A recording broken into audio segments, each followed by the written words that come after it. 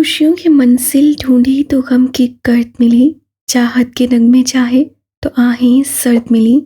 पुरानी बातें याद करके दिल के जख्म ताज़ा नहीं करना चाहता। दिल अब हर वक्त आवाज़ करता है, लेकिन मैं अपने कान लपेट चुका हूँ। इस दिल ने मुझे बहुत ख्वार करवाया। अब मैं इसे इसके औकात में रखता हूँ। लेकिन तुम्हें कुछ बताना चाहता हूँ। टूटे खानदान के फर्द को हम सफ़र बनाने से पहले सोचना चाहिए। तुमने नहीं सोचा। खैर, मैं हूं ना, तुम्हारी ये मुश्किल भी आसान करूंगा। जिसे तुमने अपने लिए पसंद किया, उसे मैंने ही कर्जा अपनी कैद में रखा है। वो आज भी मेरे कफ्स का आदी है। तुम उसे मुझसे बदजन नहीं कर सकते। वो मेरे पास लौटेगा, आधी दुनिया देखेगी। उस रोज मैं एक ऊंचे शिमले पे नजर आऊंगा। हाँ, उससे पहले शायद जरूरत के तहत मुझे झुकना पड़े, लेकिन खेल में सब जायज है। वो खेल जिसमें फतह यकीनी है। तुमने मेरा दिल नाकारा कर दिया है, और अब मेरे पास महज दिमाग है जिसका मैं बेदरीक इस्तेमाल करूंगा। रात के पहर वो उस कमरे के बाहर खड़ा था जहां जाना भी उसके लिए सुहान रू था। वक्त, हालात, मोहब्बत बड़े बड़े सुरमाओं को ढेर करने की सलाहियत रखते हैं। वो भी ढेर हो रहा था, दोबारा खड़े होने के लिए। कुछ था उसके दिमाग में जो उसके लिए बेहद वाजिया था और बाकियों के लिए धुंधला। दरवाज़ा खुला तो फ्रेम में कोई दराज कद मर्द खड़ा नजर आया। उसकी आंखों में नींद की होमारी थी, बाल बिखरे हुए। उससे अजनबी से गैस को देखा। नाइटमेयर तुम इस वक्त? सीरियसली? मेरी सर्वर पूरी तरह बेसार था, और ये उसके चेहरे पे लिखा था। तुम सुबह जा रहे हो और मैं तुम्हें रोक भी नहीं सकता। उससे गर्दन झुकाई, लब काटे। मैं तुम्हें मिस करूंगा मेहदी, मत जाओ। रात के 2 बजे तुम ये कहने आए हो? तुम आजकल मेरी नहीं सुनते। गिला किया। तो ये तय हुआ कि रुकने से भी नहीं रुकोगे? घर भी खाली कर जाओगे, कारोबार भी बढ़ जाएगा, मेरे गिने चुने लोग भी ले जाओगे? क्या ये वाकई तय हुआ? मेरी उसकी आंखों से निगाह नहीं हटा पाया। वो क्यों उसे बेबस कर रहा था? मैं नहीं रह सकूंगा, और इसे मजाक मत समझना। मुझ पे बातें और जज्बात असर खो चुके हैं, गैस। उसकी आंखों में आंखें डाले जवाब दिया। कई सानिए गैस चुपचाप उसे देखता रहा। ठीक, दुरुस्त, मतलब वाकई जाना है? समझने वाले अंदाज में सर हिलाया। जाओ, लेकिन कुछ वक्त मेरे साथ गुजारो। तुम इस वक्त में पछताओगे, पछतावे मेरे। तुम वो समेट लेना जो झोली भर भर कर तुम्हें मिलेगा। वो 2 कदम पीछे हुआ। मैं किचन में तुम्हारा इंतजार करूंगा, तुम आओगे ना? मेरी ने आंखें छोटी करके उसे देखा। अंदाज मशकूक था, लेकिन उसकी आंखें तो शफाफ थीं, हर किस्म की चाल से वाक। क्या बात करोगे? कुछ भी, जो अगले कुछ वक्त के लिए याद बनकर साथ रहे। तुम आओगे? आ रहा हूं। गहरी सांस लेते उससे मुस्बत जवाब दिया। गैस सर हिलाते हुए पलट गया। मेरी पीछे हटा। अपने हक में देखा तो कच्ची नींद से जागी वो उसी की तरफ सवाली निगाहों से देख रही थी। लैम्प की रोशनी में उसकी रंगत अजीब सी थी। तुम सो जाओ, मैं थोड़ी देर में आता हूँ। आपको लगता है आपको वो बुलाएगा और मैं सो जाऊंगी? स्मोक करने जा रहे हैं? नहीं लगाता तुम्हारे सूतन को हाथ। वो चलते हुए उससे करीब आया। मैंने कह दिया, छोड़ दूंगा तो छोड़ दूंगा। फिक्र मत करो और सो जाओ। थोड़ी देर तक आ रहा हूं। मुझे नींद नहीं आएगी। कोशिश तो करो, आ जाएगी। आपने आज घर और कारोबार अलग करने की बात की है। मुझे पूरा यकीन है या तो वो आपको गायब करवाएगा या इसी महल में कहीं जिंदा गाड़ देगा। उससे पहले भी यही किया था। आप उससे इतने बेखौफ कैसे हो सकते हैं? मेरी हंसते हुए उसके सराहने आकर बैठा। पता नहीं वो कौन सी बीवियां होती हैं जो शोहर की सलामती की दुआएं मांग मांग कर नहीं थकती। एक तुम हो। मेरी मौत को 10 मुख्तलिफ अंदाज में तसव्वुर न कर लो तो तुम पे नींद हराम है। क्योंकि मुझे आपके कारनामों पे कोई शुबा नहीं है। किसी दिन आपने ये करवा कर ही दम लेना है। तुम्हारा क्या नुकसान है? करोड़ों की जायदाद की मालिक बन जाओगी। उसे सीने के कंधों पे हाथ रखते हुए उसे वापस सिटाया। सीने तक कंफर्टर डाला और उठ पेट ग्राउंड से टेक लगाए टांगे लंबी करके बैठ गया। वो जायदाद जो अब तक आपके अपने नाम नहीं हुई। जाती हमले करना छोड़ दो लड़की। खुद को मौत के मुंह में डालना भी छोड़ दे। वो मुझे नहीं मारेगा। मेरी अब सीने के बालों में उंगलियां चलाने लगा था। चेहरे पे कोई पुरयकीन तासुर था। जिंदा रहने की काबिल भी नहीं छोड़ेगा। अपनी डार्क थ्योरीज को एक तरफ रखो और सो जाओ। उसे इस तरह जागते हुए छोड़कर वो जा नहीं सकता था। सो मेहनत जारी रखी। कुछ देर वो दोनों अपनी अपनी सोचों में गुम रहे। मेरी की मुतारिक उंगलियां कब थम गईं उससे पता भी नहीं चला था। जीनिया की खुली आंखें छत से लगी रहीं। उस कमरे में वाहिद आवाज़ उन दोनों की सांस देने की थी। वो दोनों अपनी अपनी सोचों में गुम थे। एसी की ठंडक का एहसास जमा रही थी। आपने एक गलत फैसला किया। बहुत देर बाद वो हल्की आवाज़ से कह रही थी। हर इंसान के ज़हन की वसअत उतनी नहीं होती जितनी हम चाहते हैं। आपके घर वाले इस शादी को कभी कबूल नहीं कर सकते। ये बात आपको समझनी चाहिए थी। मैं सारी ज़िंदगी इस गिल्ट में नहीं रहना चाहता था कि मैंने तुम्हें वो इज्जत नहीं दी जिसकी तुम हकदार थी। बड़े दिनों बाद वो इतराफ़ के मूड में लगता था। तुम्हें यहाँ लाना दुरुस्त था। सबको ये बताना कि इस घर पे मेरी मलकियत है ज़रूरी था। मज़ीद अपने हकूक़ से दस्तबरदारी देना कोई दानिशमंदी नहीं थी। वो कोने के बल सीधी हो बैठी संजीदगी से मेरी को देखा। आप यहाँ लाए, मैं आ गई। अब मुझे कल ही यहाँ से जाना है। इतना कर सकते हैं आप? हम कल जा ही रहे हैं। वो जैसे उस मुतालबे को नहीं समझ सका। वो आपको रोकने आया था और मुझे यकीन है उसके पास ज़रूर कुछ ऐसा है कि आप रुक जाएंगे। मैं कह आया हूँ, जा रहे हैं। फिर वो क्यों मुझे रोकेगा? क्योंकि उसके दिमाग में कुछ चल रहा है। हम हमारी बात क्यों नहीं कर रहे? जीनिया ने देखा मेरी की तासुआत में नागवारी खुली, पन में भींच गई। हमारी हर बात में वो बीच में आ जाता है। मुझे बिल्कुल अच्छा नहीं लगता जब तुम उसका जिक्र करती हो। मैं शोकिया नहीं करती। जीनिया भी उसी नागवारी से बोली, चेहरा अलग सुर्ख हुआ। जो भी है, तुम आइंदा उसकी बात मत किया करो। मुझे बहुत बुरा लगता है जब तुम उसकी बात करती हो। हमारे दरमियान हमारी बात होनी चाहिए।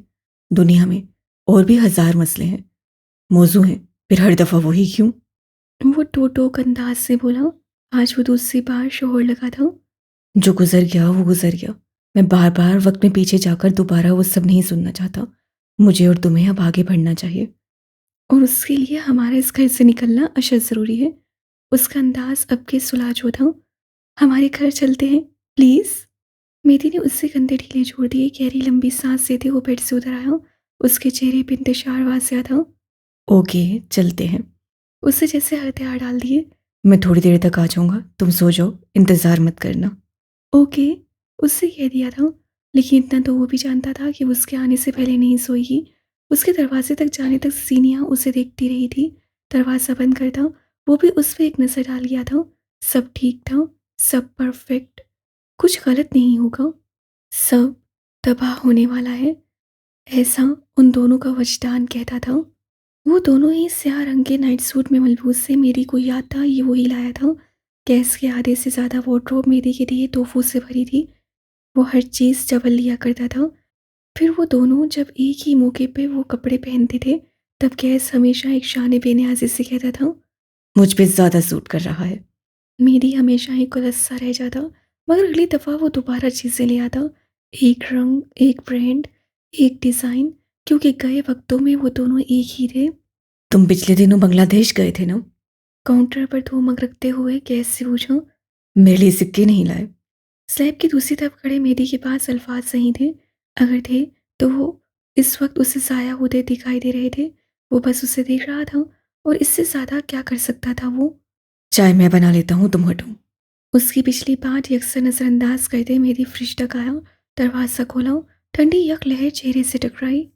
अनीसा का निकाह कर रहा हूँ इस हफ्ते। चूल्हे से हटकर स्लैब से टेक लगाए वो हमसे लहजे में बोला। मर को नादीदा संजीर थी जिससे मेरे के पैरों को छुआ था। ठंडा लोहा वो महसूस कर सकता था। लड़का बहुत अच्छा है, मैंने मालूमात भी करवाई हैं और उसने कुछ वक्त कैसम में काम भी किया था तजुर्बे के लिए, वरना उसका अपना कारोबार बहुत लंबा चौड़ा है। अनीसा बहुत खुश रहेगी। बात करते हुए वो गौर से मेरी की तासुआत जांच रहा था जहाँ महज हैरानी थी।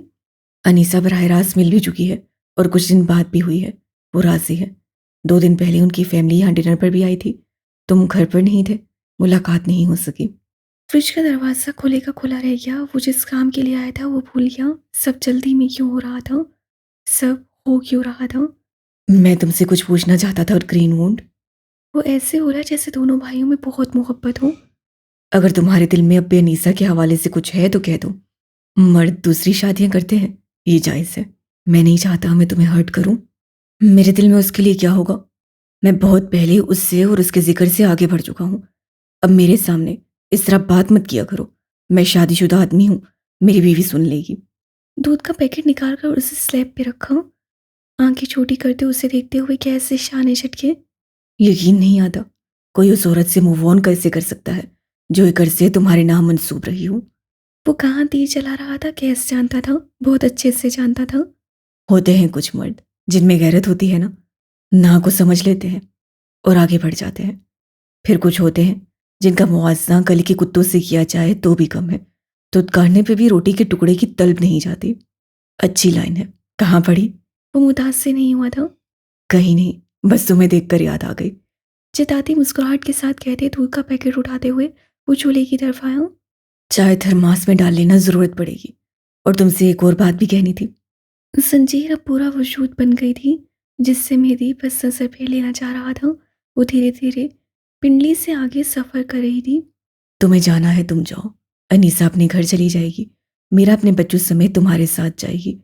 मकसूद चचा भी ऑब्वियसली तुम्हारे साथ जाएंगे, हालांकि उनका कॉन्सेप्ट जानने का तरीका हमारे पास नहीं है।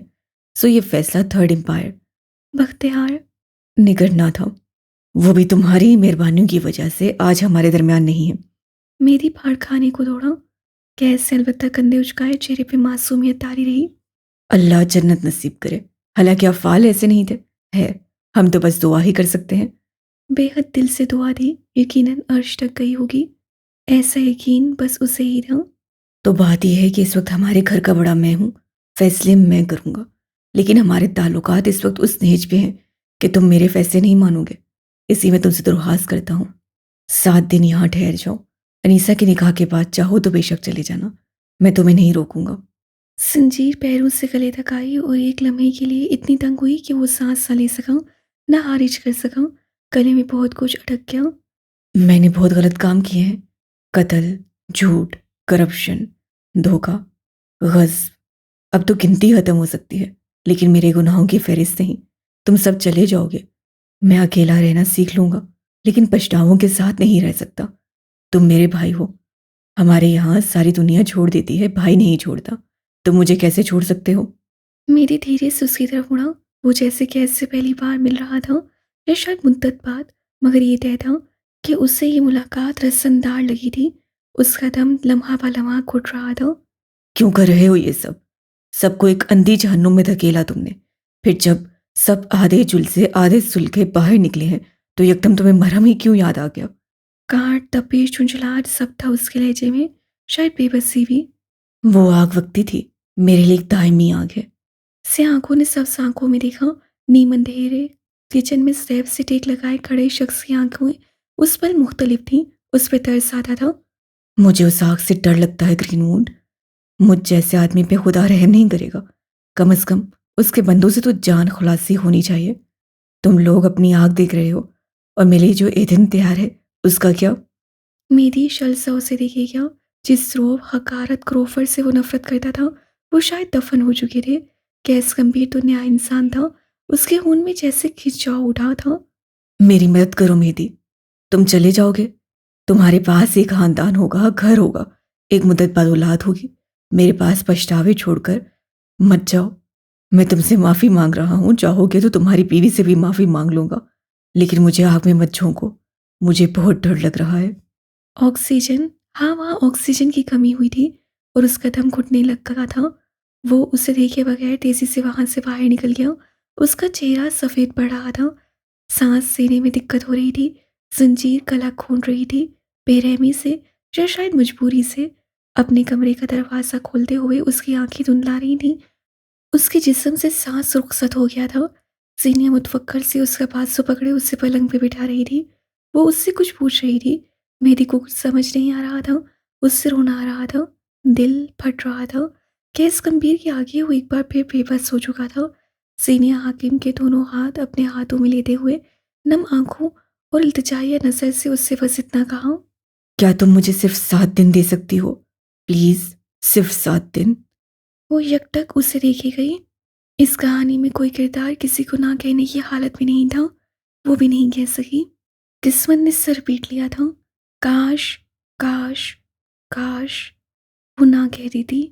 2 दिन बाद मेहंदी का फंक्शन खत्म हुए काफ़ी देर हो गई थी। शेजरी कमरे की बालकनी में 3 कुर्सियां लगी थीं। रेलिंग पे 3 लड़कियां पैर रखे बैठी थीं।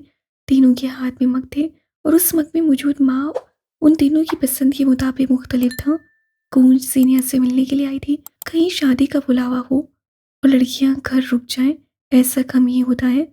जर्क बर्क लिबास में उनकी छब आज निराली थी। उठा ले, बेचारा कब से कॉल्स किए जा रहा है। से आंखों वाली लड़की ने शेसल की तवज्जो उसके मोबाइल की तरफ दिलवाई, जहां वरियाम कॉल्स कर करके दीवाना हुआ जा रहा था। मत उठाओ, थोड़ा बहुत रोप रहना चाहिए, वरना क्या सोचेगा तुम इतनी फारिग हो। कहते हुए उससे चाय का कप मुंह से लगाया। इसकी सुनना छोड़ दे, ये वो औरत है जिसके पास रिलेशनशिप एडवाइस के लिए जाएंगी तो कहेगी खत्म कर दो। मिस खूंज हाकिम, तुम्हारा कोई रिलेशनशिप है भी? सीने ने बकायदा आगे को होकर उससे आंखें दिखाई दी। तुम्हें क्या लगता है तुम्हारे होते हुए ऐसा हो सकता है? अब्बा से कहती थी मेरा और सेगम का निकाह करवा दे, लेकिन नहीं, तुम्हें तो मेरी भाई से फुर्सत नहीं। वो सख्त तभी बैठी थी।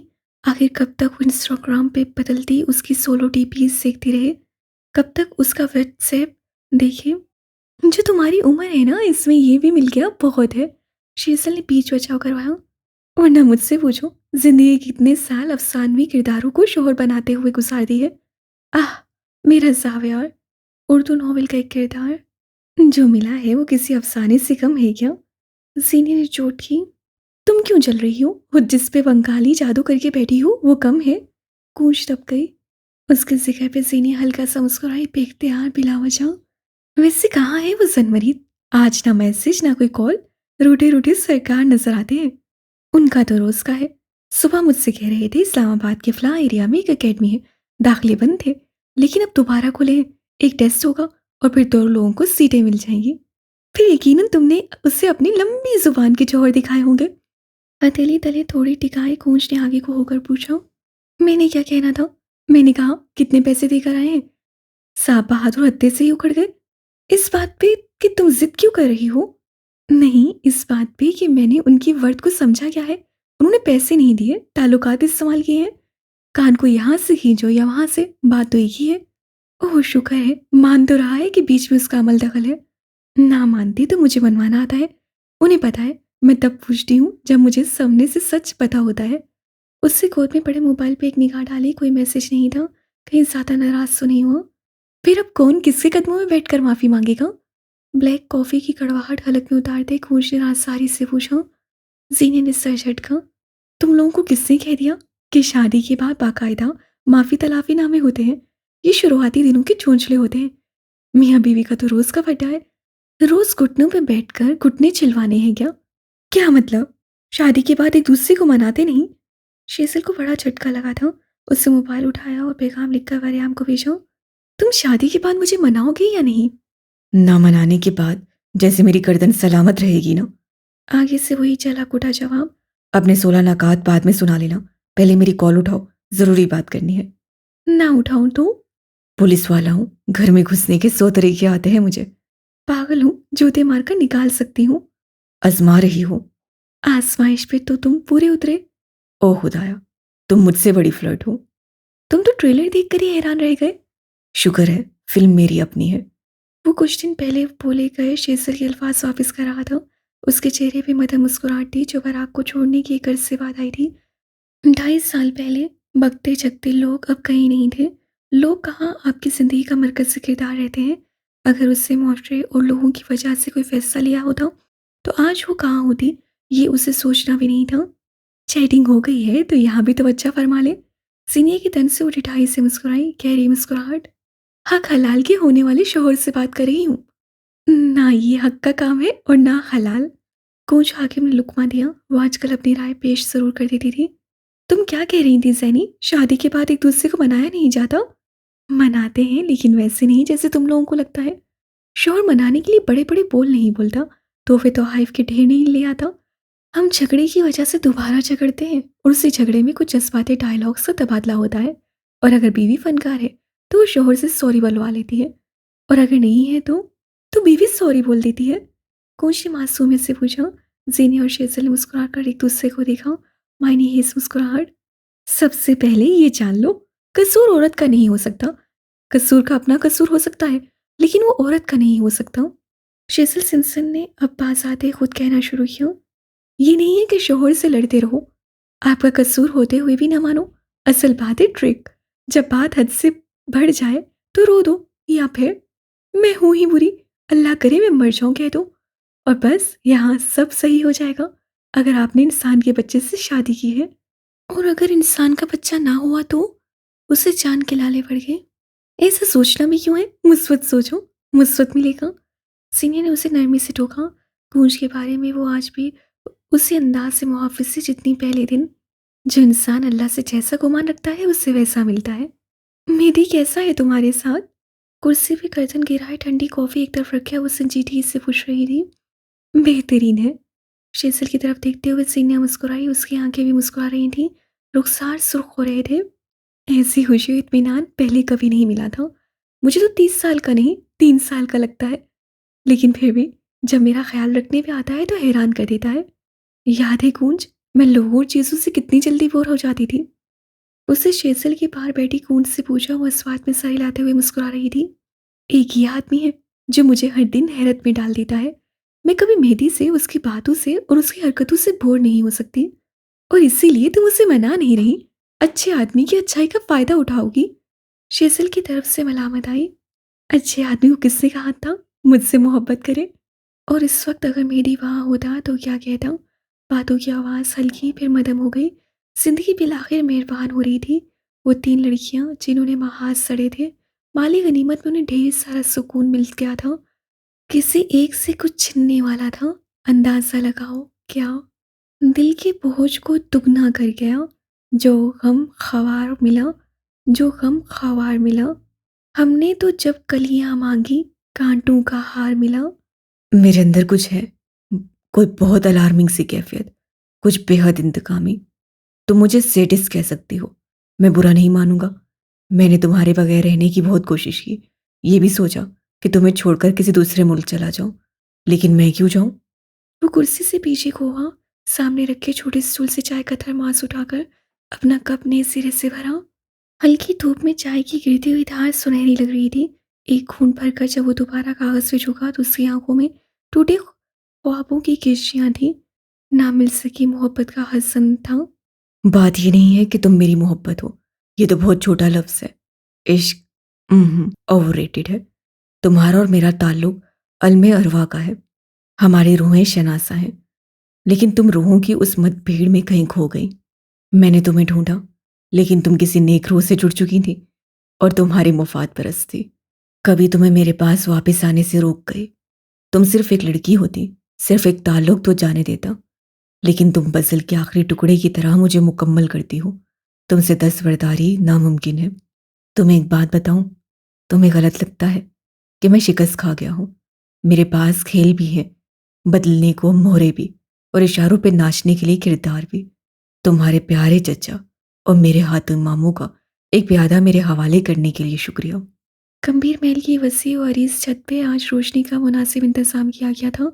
पिज़्ज़ा में बारबेक्यू की खुशबू रची बसी थी। जदीद अंगीठी के सामने सफ़ेद शर्ट की कफ मुड़े गैस खड़ा था। एक तरफ बराक भी था, संजीदा सपाट चेहरे के साथ। वो चुपचाप एक तरफ बैठा था। गहरी नजरें गैस पे जमी थी। ट्रेजिडी, ये सॉस पास करना। सीख उलट पुलट करते वो मसरूफ सा कह रहा था। बराक अपनी जगह से हिला तक नहीं। ये मेहदी कहाँ रह गया? अब तक आया क्यों नहीं? वो झुंझलाया। मेरा मोबाइल भी उठा कर दे दो। ड्रामेबाजी बंद करो, मुद्दे पे आओ। सॉस की बोतल उठाए वो उसी तरफ आया। अपने खानदान को डॉज दे सकते हो, मुझे नहीं। क्या ड्रामा कर रहे हो? सारी दुनिया हाथ धो के पीछे पड़ गई है। अब तुम्हें घर बुलाकर दावत देकर खाना खिला रहा हूँ, पुरानी दोस्ती की यादें ताज़ा कर रहा हूँ, फिर भी तुम शक कर रहे हो। तुम जमजम से धुलकर आ जाओ, फिर भी तुम पे एतबार ना करूं, इसलिए मैं धुलता भी नहीं। उससे शाने उचकाए। Sauce please. हाथ बढ़ाकर उससे सॉस की बोतल मांगी। जीनिया के साथ कुछ गलत करने का प्लान है? उससे बोतल पे गिरफ्त जमाए रखी। मसलन? अबरू उठाकर नादानी से पूछा। कुछ भी। तुम्हारे बारे में अंदाजा लगा सकता हूँ, तुम्हारे प्लान के मुतल्लिक नहीं। और अगर ऐसा कुछ है तो तुम्हारी मौत मेरे हाथों आएगी। कैस मुस्कुराया। मैं जरा डर कर आता हूँ और दोबारा अपना काम करने लगा था। मेरी बात को मजाक में मत लो गैस। उसको हर्ट मत करना। वो मेरे खानदान का पहला फर्द है जिससे मुझे कबूल किया है। जिंदगी में पहली बार किसी ने मुझे सुकून दिया है। मैं तुम्हें इजाजत नहीं दूंगा कि तुम उसे किसी भी किस्म का नुकसान पहुंचाओ। Don't worry. उससे सीख वापस रखकर अपने दोनों हाथ उठाए। मैं इन हाथों पे मजीद कोई खून का धब्बा नहीं बर्दाश्त कर सकता। खून के अलावा भी किसी को बर्बाद करने के कई तरीके होते हैं, जैसे कि सफ़ेद कमरे की कैद। तीसरे शख्स की आमद भी हो गई थी। उसकी निगाहों का तैश आज भी बिल्कुल वैसा ही था। आज भी कुछ टूटा हुआ था। आज भी उसे तकलीफ उसलिए हो रही थी क्योंकि सामने वाला कभी दोस्त रहा था। जिंदगी के सारे जख्म भर जाते हैं, बस एक जख्म सदा हरा रहता है, वो जख्म जो किसी दोस्त से दिया हो। बराक चुपचाप उसे देख रहा था। क्या कहा था भूल गया, क्या कहने वाला था ज़हन से महव हो गया। बस याद था तो इतना कि सामने वाला कभी दोस्त रहा था। इतना सब करने के बाद भी तुम्हारे अंदर हिम्मत है कि तुम यहाँ आ सको। कजन से हम, और अब तो तुम बहनोई भी हुए, फिर यहाँ आने में कैसी शर्म। वक्त बदल गया था लेकिन बराक की ढिठाई कायम थी। मेरी कजन को खुश तो रखा है ना। उससे मेरी के कंधे पे हाथ रखा, जिसे उससे बेदर्दी से हटाया। बराक हनीफ की बेबसी ये थी कि वो खुद से जुड़े लोगों को छोड़ नहीं सकता था। ये यहाँ क्या कर रहा है? क्या खेल रचा रखा है तुमने? मेरी ने सुलगते लहजे में कैसे सवाल किया। मुझे लगा था तुम वाकई शर्मिंदा हो, लेकिन तुम तो आज भी उतने ही घटिया हो। इसे जानबूझकर यहाँ बुलाया है ताकि मुझे ट्रिगर कर सको। मजा आ रहा है मुझे तंग करने में। चाहते क्या हो तुम? वो हुर्रा रहा था, आंखें सुर्ख हो रही थी, तनफ्फुस तेज। हम बैठकर बात कर सकते हैं। जो होना था वो हो गया। कब तक उस बात को लेकर कुढ़ते रहोगे? मैंने जो कुछ किया उसके लिए मैं तुमसे माजरत करने को तैयार हूँ। दिमाग खराब हो गया था मेरा, गलती हो गई। अब क्या करूं? तुंदी से कहते बराक उसके सामने आकर खड़ा हुआ। अब हम रिश्तेदार हैं, कजन से। कब तक ये ड्रामा चलता रहेगा? एक शहर में रहते हुए, एक कारोबार होते हुए और एक खून होते हुए कैसे ताल्लुकात टूट सकते हैं? मेरी ने उसके सीने पे धक्का दिया। बराक लड़खड़ा कर पीछे हुआ। मेरी बीवी से अपने रिश्ते जोड़ने की कोशिश मत करो। उसका एक ही भाई है, बशर हाकिम। तुम्हें ना वो कुछ मानती है और ना मैं। रही बात तुम्हारे कजन होने की, तो तुम मेरे कजन भी नहीं हो। इसे यहाँ से निकलो और दोबारा मुझे अपनी शक्ल मत दिखाना। उसने बराक का गिरबान पकड़कर उसे आगे की तरफ धक्का दिया। वो लड़खड़ाया, फिर गिर पड़ा। कैसे ऐसी सुस्सकाया। घर आने वालों का अदब किया जाता है मेरी। वो नागवारी से बुलंद लहजे में बोला। तुम्हारे घर आया है, इसके तलवे तुम चाटो। मुझे ऐसा कोई शौक नहीं है। दोबारा ये मुझे कहीं नजर आए तो जान से मार दूंगा। उसके लहजे और चेहरे की सुर्खी में कोई जरा सा भी फर्क नहीं आया था। बराक खाली खाली नजरों से उसे देखते हुए अपने बाजू का जोर जमीन पर डालते उठ खड़ा हुआ। वो बहुत बुरी तरह हर्ट नजर आता था। आई एम सॉरी, मुझे नहीं पता था मेरी ऐसा रद्द-ए-अमल देगा। कैसे उसके शाने पर हाथ रखे माजरत ख्वाह अंदाज में कहा। वो वाकई शर्मिंदा लग रहा था। मुझे अंदाजा नहीं था ट्रेजेडी। कोई बात नहीं। उससे अपनी शर्ट से घर झाड़ी, फिर ठंडी नजरों से मेरी को देखा। हाथों का इस्तेमाल आता है मुझे भी। दोबारा ध्यान रखना, दोबारा हाथों की नौबत ही नहीं आएगी। तुम में जुर्रत है तो मुझे मेरे घर में दोबारा नजर आना। वो तुम्हारा आखिरी दिन होगा बराक। ये मेहदी सरवर कम्बीर का तुमसे वादा है। बराक को एहसास हो चुका था कि कुछ दोस्तियां इस पूरी तरह जख्मी होती हैं कि प्लस्तर, पट्टी, दवा, गोली सब बेअसर होता है। उसे एहसास हो चुका था कि मेरी दोस्त था, है नहीं, और ना अब हो सकता था। वो कितनी देर खाली खाली नज़र से उसे देखता रहा, फिर पलट गया। वो चला गया तो मेरी गैस की जानिब मुड़ा। इसे बुलाने का मकसद? उसे जब्त करते चबा चबा कर पूछा। तुम करना क्या चाहते हो? मुझे कतरा कतरा मौत देकर मारना चाहते हो? भूल गए हो इससे मेरे साथ क्या किया था? कोई इंसानियत रहम कुछ है या नहीं तुम में?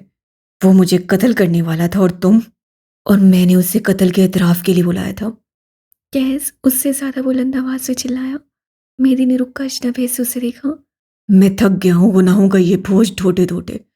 मेरी कमर टूट गई है। जिंदगी में सुकून का एक लम्हा नहीं रहा। मुझसे नहीं हो रहा बर्दाश्त। तुम बताओ मैं क्या करूं? उस कत्ल का बोझ लेकर मैं कहाँ जाऊं? उसकी आवाज़ गीली थी, लहजा बुलंद। मेरी ठहर कर नासमझी से उसे देख रहा था। एतराफ़? क्या मतलब?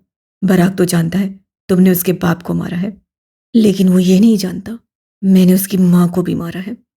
कोई भारी शय थी जो मेरी के दिल पे पूरे वजन से भर जमा हो गई। वो हिल भी नहीं सका। उसके कान साए साए करने लगे थे। उसकी माँ का कत्ल किसी खानदानी ताज्जुब का नतीजा नहीं है। उससे मुझे थप्पड़ मारा था और मैंने उसे मार दिया। मैंने उसकी माँ का कत्ल कर दिया। मेरी मैं जब तुम सबसे माफ़ी मांग रहा हूँ, जब अपना हर गुनाह धोने की कोशिश कर रहा हूँ, फिर मैं कैसे उसको लायल रहने दूँ? उसकी माँ का कत्ल किसी खानदानी तासुब का नतीजा नहीं है। उसने मुझे थप्पड़ मारा था और मैंने उसे मार दिया। मैंने उसकी माँ का कत्ल कर दिया मेहदी।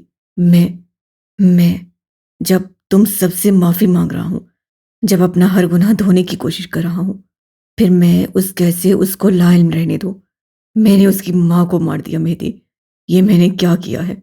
वो गर्दन झुकाए पेशमानी से कह रहा था। मेरी फक चेहरा लिए उसे बेयकीनी से देख रहा था। वो जिससे कल इंसान समझकर मार्जन दे रहा था, आज वो एक बार फिर भेड़िया था। मेहदी को उससे खौफ आया, बेहद खौफ, बेहद से ज़्यादा खौफ। अपने लिए नहीं, उस औरत के लिए जो उसकी बीवी थी, उन बच्चों के लिए जिन्हें वो महफूज मुस्तकबिल देना चाहता था। उसे मुस्तकबिल से बेतहाशा खौफ आया। मैं इस गिल्ट से आज़ाद होना चाहता हूँ। मैं मज़ीद खुद पे नींदें ख़राब नहीं कर सकता। मुझे आज़ाद होना है। मैं तुम सबका गुनहगार हूँ। मुझे तुम सबसे माफ़ी मांगनी है। मैं बराक से भी माफ़ी मांग लूँगा। मैं उससे अपने कदम आगे बढ़ते देखे, फिर गैस का हाथ अपने हाथ में लिया और सर नफ़ी में हिलाया। मैंने माफ़ किया। जो कुछ तुमने मेरे साथ किया, मैंने सब माफ़ किया। लेकिन तुम बराक से कुछ नहीं कहोगे। प्लीज़ नहीं। कुछ गुनाहों के लिए बस खुदा माफ़ करता है। वो तुम्हें इसके लिए भी माफ़ कर देगा। बराक से कुछ मत कहो, सब सही हो जाएगा। उससे खुद को कहते सुना। आज वो ये सब इससे नहीं कह रहा था कि वो अपने भाई को इस हालत में नहीं देख सकता था। आज वो एक खानदान का मालिक था। आज उसका हर अमल भाई की मोहब्बत नहीं, आज बस मसलियत थी, सिर्फ मसलियत। एक इंकशाफ सारे खानदान की जड़ें खोखली कर सकता था। एक इंकशाफ एक जंग बर्पा कर सकता था। और वो मेहदी हिफाजती बंद बांध रहा था, इस बात से बेखबर कि जंग होकर रहेगी। 7 दिन बाद, वक्त शाम 6 बजे, इस्लामाबाद, पाकिस्तान। इस्लामाबाद में वाक़या एक शाहाना फार्म हाउस में अनीसा और ज़ावर मुजाहिद हुसैन का निकाह मुनक्कद हुआ था। ये फार्म हाउस मारगला की पहाड़ियों पे वाक़या है। कई साल कबल मारगला एक पहाड़ी सिलसिला हुआ करता था। मौजूदा दौर में मारगला एक रिहायशी इलाका बन चुका है। पथरीली ऊंची नीची ज़मीन को काट कर नाहमवार ज़मीन को हमवार करके ऊंचे ऊंचे घर बनाए गए हैं। तगीर में तब्दीली आम बात है। सो इस किस्से को छोड़कर कहानी की तरफ बढ़ते हैं। ईजाब व कबूल के तमाम मराहिल तय हो चुके थे। मुबारकबाद दी जा चुकी, मिठाई और सलामती की तकसीम जारी थी। अनीसा बख्तियार गंभीर स्टेज पे मौजूद थी। उसके पहलू में आज उसका शौहर बैठा था और एक मुद्दत बाद वो दिल से मुस्कुरा रही थी। आसपास काफ़ी मेहमान थे। खाने की खुशबू नतनों से टकरा रही थी। कहीं गिलास आपस में बज रहे थे। अमरा उस रंगीन शाम से लुफ्तंदोज़ होते नजर आ रहे थे। सफ़ेद रंग की शर्ट के साथ स्याह रंग के सूट कोट में मलबूस गैस गंभीर अनीसा की दाईं तरफ बैठ रहा था। उसके सीने वाली जेब में एक सुर्ख गुलाब अटका था। लोगों पे हल्की सी मुस्कुराहट थी और जिस्म से खुशबुएं उठ रही थीं। उसके हाथ में एक तोहफा भी था जो उसे सावर को थमाया। मैंने जो लिया था उससे बेहतर दिया है। उससे अनीसा के कांधे पर सरगोशी की। अब तो खुश हो ना? वो कुछ नहीं बोली, बस सीधे से स्वाद में सर हिला दिया। वो वाकई खुश थी। चंद ही दिनों में वो ज़ावार की बेहद करीब आ गई थी और जो कुछ जोसेफ ने किया, अब वो उस ज़ख्म को भुलाने लग गई थी। उसने गैस को माफ़ नहीं किया था, न कर सकती थी, लेकिन वो बस चुप रही। अगर तुमने मेरी बहन को ज़रा भी तकलीफ दी तो याद रखना, मुझे ज़ुबान से बात करनी आती नहीं। उसने ज़ावार के कंधे पे जोर दिया। वो हल्का सा रहा, फिर मुस्कुराया। नज़रें तोहफे से कैसे उठी। मैं कैसम के जलाली बॉस को नहीं भूला बॉस। वो कैसे भी कह रहा था, कैसे मुस्कुराया। आबाद रहो। उन दोनों के सर पर हाथ रखते दो आधे वो उठ खड़ा हुआ। उस लम्हे अनीसा को एहसास हुआ शायद वो उस शख्स को अपने बाप का कत्ल माफ़ कर सकती है। बुरा तो जी भर कर था, मगर जब अच्छा बनता था तब उस लम्हे का कोई क्या करे। तुम्हारे भाई ने तोहफे में गन दी है मुझे, अब मैं मासूम इसका क्या करूँगा? ज़वार अनीसा से कह रहा था। जिन चीज़ों का खुद को शौक है वही बांट रहे हैं। उससे अफसोस से नफ़ी में गर्दनें लाई। लंबे बाल पुश पे फैलाए एक मेज से गिर्द कुर्सी पे बैठी हेज़ल अपने मोबाइल पे उंगलियां चला रही थी।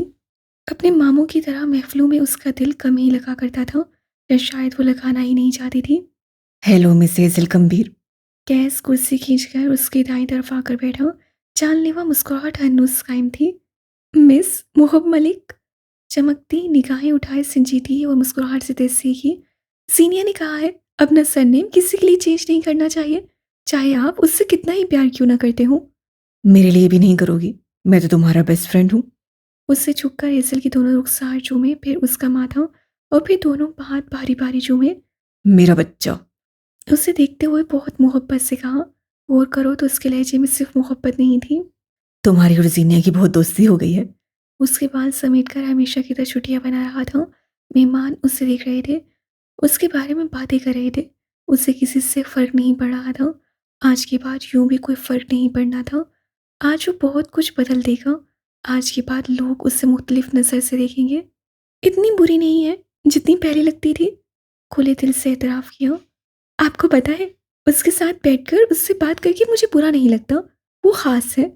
कैस की मुस्कुराहट में कोई कमी नहीं आई, अलबत्ता आंखों में कोई तासुर उभरा था। तुम उसकी कदर गलत इंसान को बता रही हो।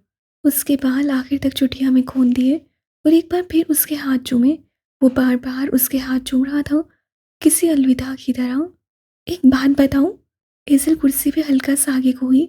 उसी लम्हे कैमरामैन ने उन दोनों की तस्वीर ली। कैस बात सुनने के लिए उसके पास हल्का सा झुका। वो आपके साथ ज़्यादा सूट करती है।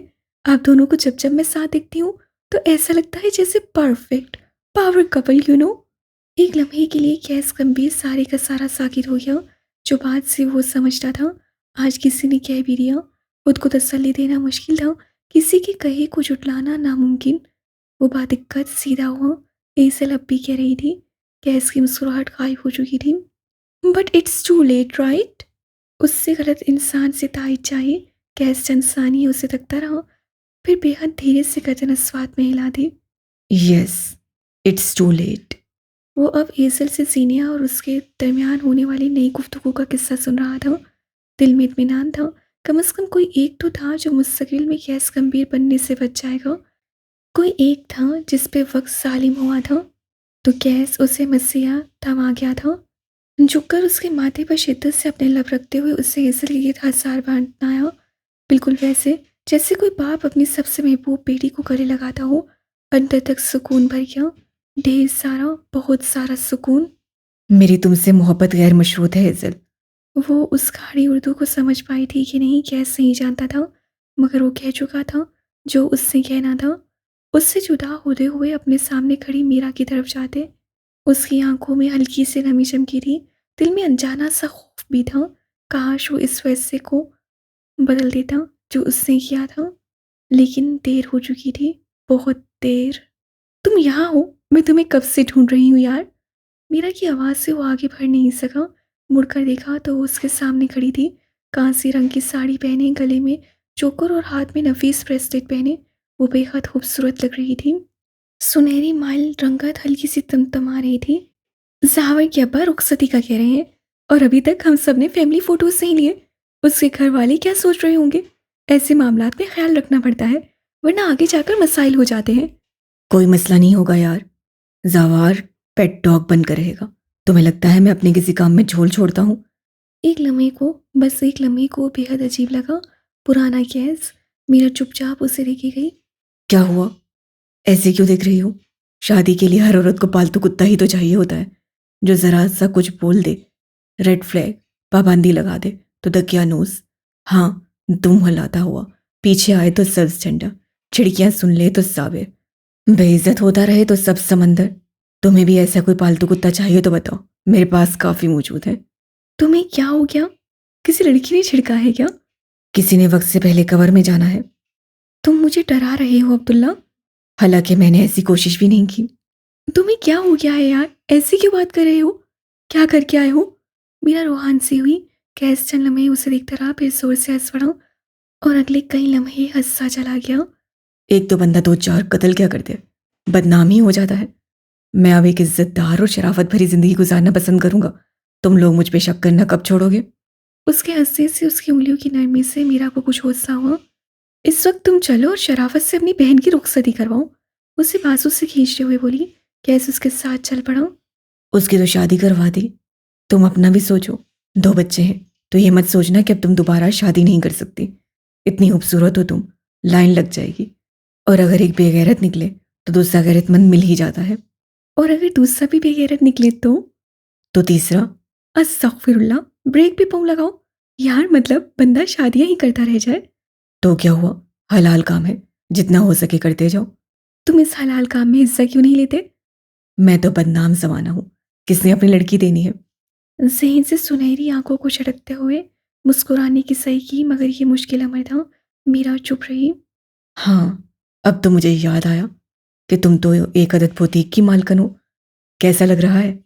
2 दिन कबल उससे रावलपिंडी में वाक़या कैसम की एक बुटीक मीरा के हवाले कर दी थी।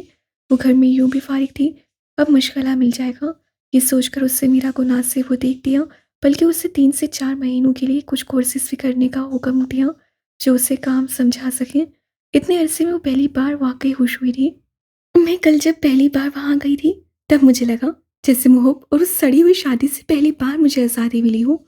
अब ये आज़ादी दायमी है, फिक्र मत करो। मैं तो पहले दिन से कहता था लानत भेजो उस पे। एक प्रोडक्ट खराब निकला तो दूसरा ब्रांड चेक करो। वो पूरे तासुरात लिए कह रहा था। मीरा के साथ चलते हुए उस स्टेज पे आया तो दोनों खामोश हो गए। अपने बारे में सोचना जरूर, उसने एक बार फिर मीरा से कहा था। वो अजनबी से उसे देखती रही, मगर जवाब नहीं दिया।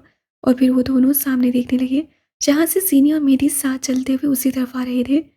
सुर्ख रंग की टखनों को छोटी कामदार फ्रॉक के साथ, सर पे दुपट्टा लिए, छोटे बाल कर्ल किए, वो मेहदी के साथ किसी बात पे हंसी हुई उसी तरफ आ रही थी। कैस आज भी उसे देखकर महबूद हुआ था। उसे होना ही था। दिल सामने वाले का बदला था। वो तो आज भी पहली नज़र की कैद में था। उसका दिल तो आज भी पहले की तरह उससे बागी था, और ज़िंदगी आज भी वो उसकी आदत जामिद किए बैठा था। वो कई साल उसका ख्याल दिल में लिए, उसके वजूद की नफ़ी किए बगैर उसका रहा। फिर कई साल बाद जब वो ख्याल वजूद बनकर सामने आया, तो उसी की मोहब्बत में गिरफ्तार हुआ। उस लम्हे उसे एहसास हुआ कि अगर उसे ज़िंदगी में 1000 दफ़ा मोहब्बत होती, तो इसी एक चेहरे से होती। मेरी की निगाह स्टेज पे पड़ी तो उसकी मुस्कुराहट सिमट गई, गले में गिल्टी से ऊपर का मधुम हुई। वो कल की रात को अपनी बकिया जिंदगी नहीं भूल सकता था। कम से कम गैस को देखते हुए उसे हर दफ़ा वो रात याद आने वाली थी। हर दफ़ा, हर बार, हमेशा। किसको फुर्सत है जो थामे दीवानों का हाथ? हमें तो अपना साया भी अक्सर बेजार मिला। तुम मेरे लिए नहीं, ना सही, लेकिन मेरा हिसाब कौन देगा? आह, खुद गर्ज औरत, तुम मुझसे मूव ऑन कर गई, घर बसा लिया। फिर जब वो घर टूटा तो तुम्हें एक और मर्द मैसर रहा। इस सब में मेरा क्या कसूर था? तुमने अल्लाह से दुआएं मांगी थी कि वो मेरा दिल नरम कर दे, और जब मेरा दिल नरम हो गया, जब मैं तुम्हारे लिए कुछ महसूस करने लगा, तब तुमने कोई और जहानाबाद कर लिया। मैं अल्लाह से तुम्हारी शिकायत करूंगा, लेकिन क्या वो मेरी सुन लेगा? पता है क्या, मुझे लगता है सारा कसूर टाइमिंग का रहा। तुमने गलत वक्त पे मुझसे मूव ऑन किया, मेरा दिल गलत वक्त पे तुम पे आया, मेहदी का तुम्हारी ज़िंदगी में आने का वक्त भी गलत। तो फिर ये तय हुआ कि मेरे साथ वक्त ने दवा किया। मैं किसे कसूरवार ठहराऊं? मौजूदा दिन से एक रात कबल। आज रात मेरे कमरे में सो सकते हो। वो दोनों एक साथ कहीं बाहर जा रहे थे जब मेहदी ने ज़बरदस्ती मेहदी को खाने पे रोका। और अब जब वो 2-3 निवाले जहर मार करके उठा था, तो उसकी एक नई फरमाइश थी। इससा हनीफ के कत्ल का एतराफ़। उसमें कुछ था कि मेहदी अब उससे फासला बरत रहा था। एक अजीब सी कैफियत थी जो हर वक्त उससे गिर्द घूमती रहती थी। बोझ था जो कंधे थका रहा था, वो नसें चुरा रहा था। गैस वो बंदा था जो हर गुजरते लम्हे मेहदी की गर्दन के गिर्द तंग होता जा रहा था। हम बाहर जा रहे हैं, उससे बहाना किया। ऑलरेडी 10 बज रहे हैं, ये कोई वक्त है बाहर जाने का? वो घर के किसी बड़े की तरह नरमी से टोक रहा था। आज खाने में वैसे भी देर कर दी है, चलो बाहर वॉक करके आते हैं। वो अपनी जगह से उठ रहा था। आप जाएं, मैं मेहरान के साथ हूँ। उसी कश्मकश ख़त्म करते हुए मंजिल से हट गई। मेहदी ने आज पहली बार चाहा था वो उसे रोक ले। कैस, उसकी बातें, माजी, ये सब उसका दम घोंटता था। वो बस उससे दूर होना चाह रहा था। एक लंबी वॉक के बाद वो दोनों एक कॉफ़ी शॉप में आकर बैठे थे। इस्लामाबाद ऐसा शहर है जहाँ की खूबसूरती इंसान को चकड़ लेने में कमाल फन रखती है। पहाड़ों का नज़ारा, हम्मा वक्त गीली रहने वाली सड़कें, इमारत और कैफ़ेज़ की बाहर लगी रोशनियाँ, उदास अफसरदा ज़िंदगी से बेजार इंसान को भी अपनी तरफ गायब कर लेने में कामयाब रहती हैं। मूसलाधार बारिश की वजह से सड़कें खाली हो गई थीं। वो दोनों कैफ़े के बाहर रखे रंगीन स्टूल से बैठे थे। फेरी लाइट्स की रोशनी उनके चेहरों पे पड़ रही थी। हाथों में कॉफ़ी के कप थे, जिनसे भाप उड़ती उनके चेहरे पे पड़ रही थी। ठंडे ठार बारिश में ये अमल काफ़ी दिलचस्प था। आते जाते लोगों ने कई बार ठहर कर उन दोनों को देखा था। एक साथ वो शायद अच्छे लगते थे। तुम्हें चाय क्यों पसंद है, कॉफ़ी क्यों नहीं? मेरी के हाथ में कॉफ़ी के भरे हुए मग को देखकर उससे सवाल किया। पता नहीं, बस शुरू से ही कॉफ़ी से अजीब चिढ़ रही है। तुम कैसे पी लेते हो इतनी? पहले नहीं पीता था। कैसे कॉफ़ी का लंबा खून भरा, गरम गरम कॉफ़ी हलक तक गई, कड़वा जायका उससे अच्छा लगा। फिर जब मैंने आर्ट स्कूल ख़त्म किया, तब दिन में मुझसे कभी आर्ट नहीं हुआ। मुझे खामोशी, सुकून, रात चाहिए होती थी। और रात को मुझे नींद भी बहुत आती थी। तुम्हें पता तो है, इधर रात का चाँद निकला, उधर मुझे नींद आती थी। ये गोलियाँ तो मैंने तब लेना शुरू की जब हालिक हुसैन। उससे बात अधूरी छोड़ दी। कॉफ़ी का घूंट लिया और नज़रें बाहर बरसती बारिश पर जमा ली। मेरी उस अधूरी बात के मफ़हूम से वाकिफ़ था। दिन में मैं जॉब के लिए ख़वार होकर रात में इसी कॉफ़ी के आसरे रहता था। उन दिनों मैं बामुश्किल चंद घंटे सो पाता था। मुझे सुबह से नफ़रत हो गई थी, क्योंकि वो नाकामी साथ लाती थी। रात के वो चंद घंटे मेरा सुकून थे। उन्हीं दिनों मुझे कॉफ़ी की बहुत बुरी आदत हो गई थी। अब भी है। कैसे और ये बाकी छोटे छोटे फैशन हाउसेस, ये तुम्हें और लोगों को इमारत लगते होंगे, मेरे रत जगहों का खम्मास है।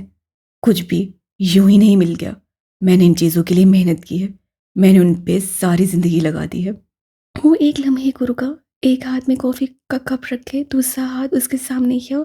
कैफे की छज्जे से पानी की कुछ कतरे उसकी हथेली पे गिरे। एक, दो, तीन। गंदी माइल लंबी उंगलियां जो किसी आर्टिस्ट की उंगलियां लगती थीं, वहां दो उंगलियों के दरमियान हल्का सा टेढ़ापन आ गया था और पेंसिल पकड़ पकड़ कर वहां से दाग पड़ गया था। ये उंगलियां, रात को मैंने दबा कर सोता था। कई बार इतना दर्द होता था कि मैं कोई कपड़ा उठाकर उसमें अपना हाथ बांध देता। खून की वाफरानी रुकती थी तो दर्द को आराम आ जाता था। मेरी ने उंगली की पोरों से उसकी उंगलियां, फिर उस निशान को छुआ। एक घर में रहते हुए वो उसकी तकलीफों को कैसे नहीं देख सका? क्या वो कुछ वक्त पहले इन फासलों को पूर्ण नहीं कर सकते थे? अगर ऐसा था तो तुम्हें क्या जरूरत थी मुझे 3 बार मेडिकल टेस्ट दिलवाने की? मैं 3 बार फेल हुआ था। हालांकि मैं मैथ्स में अच्छा था, मैं अकाउंट सीख सकता था। शायद तुम्हें मुझ पे भरोसा नहीं था। उसका हाथ छोड़ते हुए वो तल्ख हुआ। ट्रैवलिंग मेरा ख्वाब था, मैं उसे पूरा नहीं कर सका। और जब तुमने मुझसे वही मांगा तो मैं मना नहीं कर सका। तुम डॉक्टर बनना चाहते थे, मैं पहले दिन से जानता था। ये तुम्हारे बस का काम नहीं। उन दिनों कैसम भी नया नया शुरू हुआ था। मैं परेशान रहता था। कॉपी, इंस्पो, थर्ड क्लास, बेकार डिज़ाइन के ठप्पे सुनता रहता था।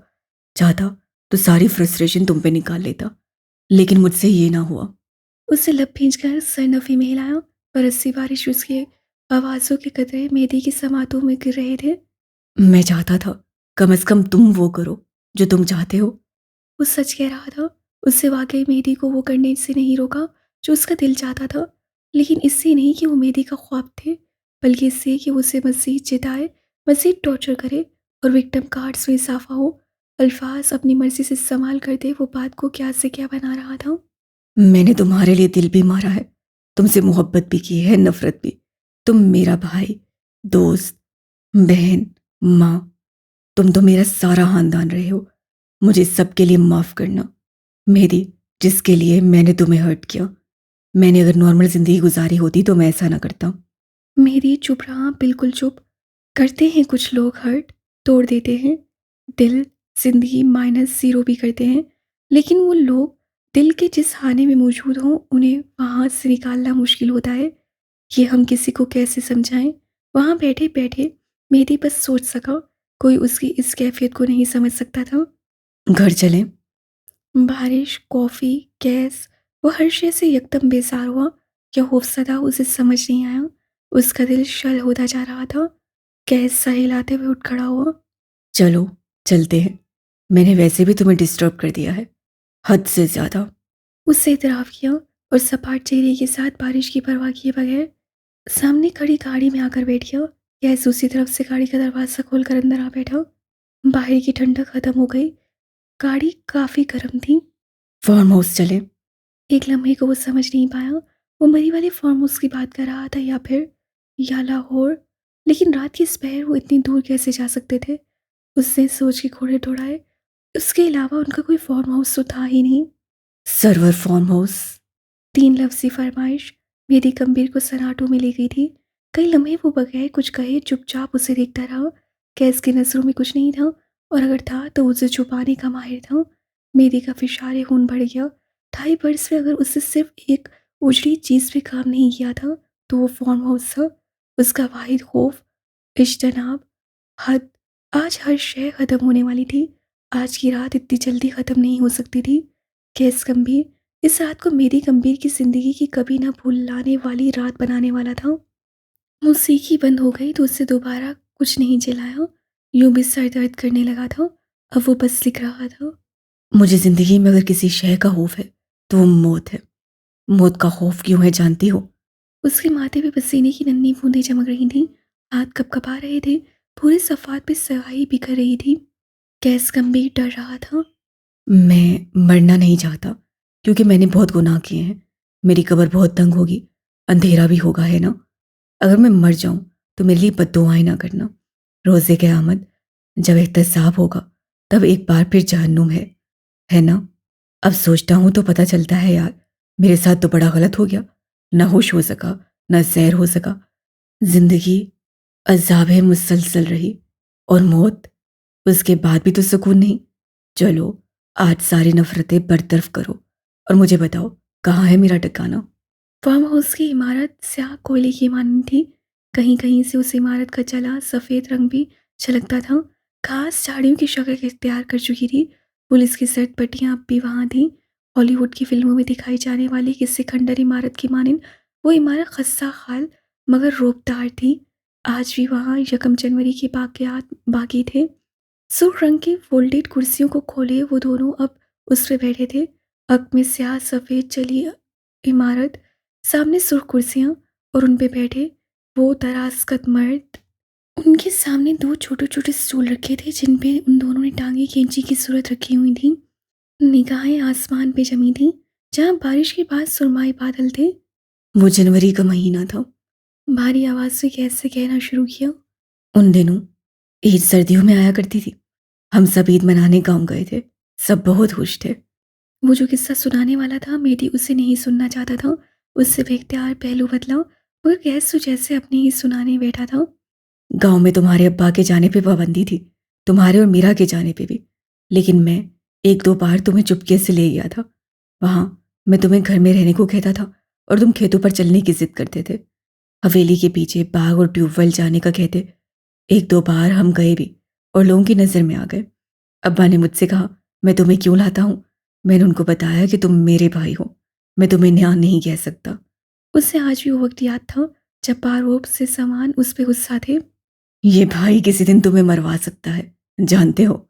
जान भाइयों के लिए जाए तो ये मौत नहीं होती। ये आपने ही सिखाया था। वो हमेशा की तरह सामान को देखते ताबेदारी से बोला। ठीक है, अगर अनस को ले ही आते हो तो हवेली तक रखा करो, बाहर मत निकाला करो। माजरत बाबा, मेरा भाई है, बीवी नहीं जिसे 7 पर्दों में छुपाऊं। बीवी को 7 पर्दों में छुपा के रखोगे तो अगले दिन छोड़ कर जाएगी। मेरे साथ गुजारा करना है उसने, ऐसी छोटी छोटी बातों पे छोड़ेगी क्या। उससे मनोअन सारी बात कह सुनाई, साथ हल्का सा हंसा। देखो मुझे आज भी सब बातें याद है, एक एक लफ्ज़ याद है। ये मेरा कमाल नहीं है, ये मेरी फोटोग्राफिक मेमोरी है। मुझे चीज़ें नहीं भूलती। मैं एक कर्ज के साथ पैदा हुआ था। ये नेमत है। मेरी ने धीरे से टोका। नेमतें नॉर्मल होती हैं। मैंने अल्लाह से ये एबनॉर्मलिटी नहीं मांगी थी। दुनिया में अरबों इंसान हैं जो आम है, उनके पास कुछ हाथ नहीं है। कैसे उनमें से एक हो सकता था अगर अल्लाह चाहता, और ये सब तुम्हें दे देता। उससे मुझे ही क्यों दिया। ये कुफरिया बातें हैं, ऐसे नहीं कहते। मेरी होल गया था। तुम जो भी कहो मेहदी, मुझे अल्लाह से बहुत शिकवे हैं। हाँ ठीक है, तुम्हारे सामने नहीं कहूँगा, लेकिन अब है तो है, मेरे साथ गलत हुआ है।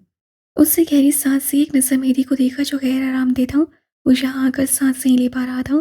कैसे कुफरिया कलामात उसे बेचैन कर रहे थे। खैर, उन दिनों जब तुम अपनी अम्मा के साथ गांव आए थे, उन दिनों जनवरी था, 25 जनवरी।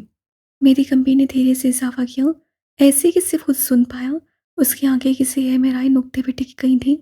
तुम्हारी और तुम्हारी माँ के आने से सब खराब हो गया, और जब बाबा को पता चला तो बहुत परेशान हुए। किसी तरह हमें निकालने में कामयाब हो गए, लेकिन हमारी गाड़ियों पे हमला हो गया था। गाड़ियां गिरी और उनमें आग लगा दी गई। हातिम को लगा था जिस गाड़ी में मैं हूं, अम्मा, मुस्तकिम और बन्नो भी उसी में है। तुम्हें बन्नो याद है, कितनी छोटी सी थी। अपनी छोटी बहन के जिक्र पे उससे मेरी को देखते हुए पूछा। उसकी आंखों में कुछ चमक उतर आई थी, जैसे वो छोटी सी घुंघराले बालों वाली बच्ची आज भी वहीं थी उसके सामने। याद है, बहुत प्यारी थी। मुस्तकिम भी बहुत प्यारा था। उसके लब मुस्कुरा रहे थे। तुम्हारा हम उम्र था वो। मुझे उससे बहुत प्यार था। मुझे मेरे दोनों बहन भाइयों से प्यार था। मेरी की गर्दन में गिल्टी सी उभरी। काश उस रोज वो सब ना हुआ होता। बेख्तियार उससे ख्वाहिश की। उस गाड़ी में तुम, मैं, अनीसा, मीरा और मकसूद चचा थे। जब उन्होंने गाड़ी को आग लगाई तो मैं वहां ये भी नहीं कह सका कि मेरी माँ, भाई और बहन तो दूसरी गाड़ी में चलकर राख हो रहे हैं, क्योंकि अगर मैं कह देता तो लोग तुम सबको जिंदा जला देते। मेरी अजियत का अंदाजा करो। अगर मैं आखिरी वक्त में अपनी माँ को माँ नहीं पुकार सका।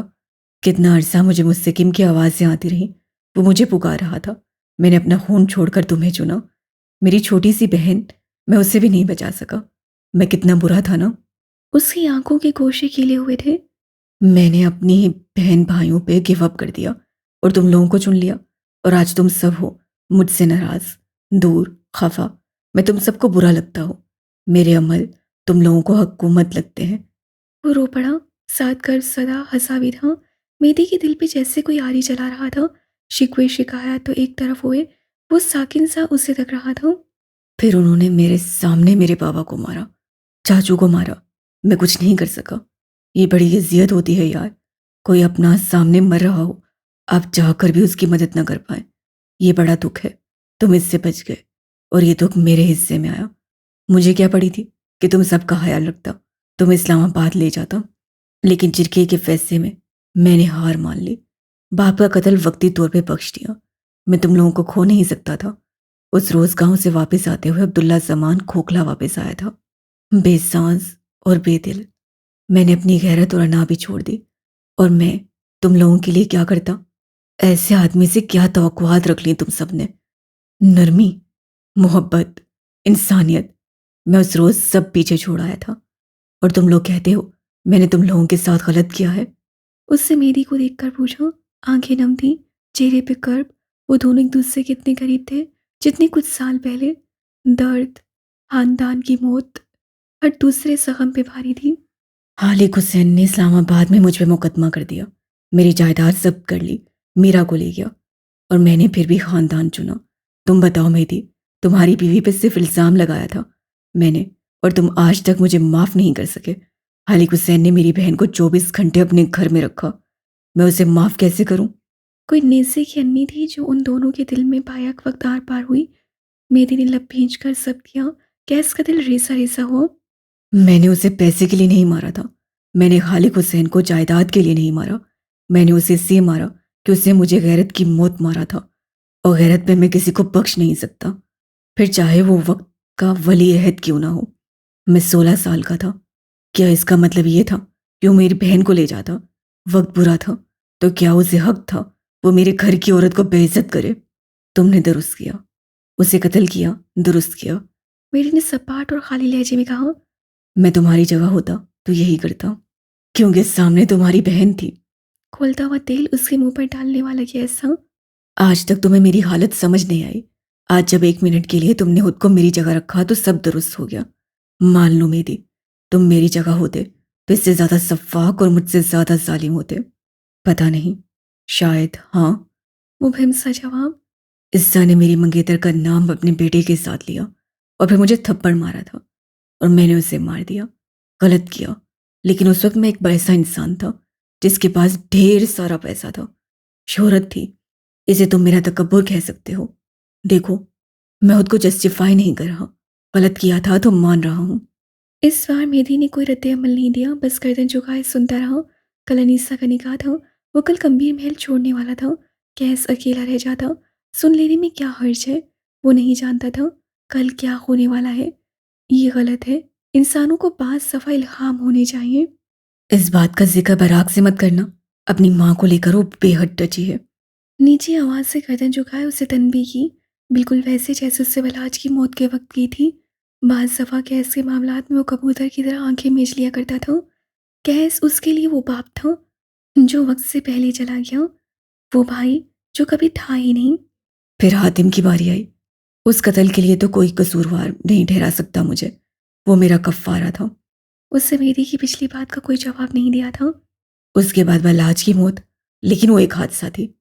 हाँ, उसे लावारिस करके दफना देना गलत था, जिसके लिए मैं शर्मिंदा हूँ।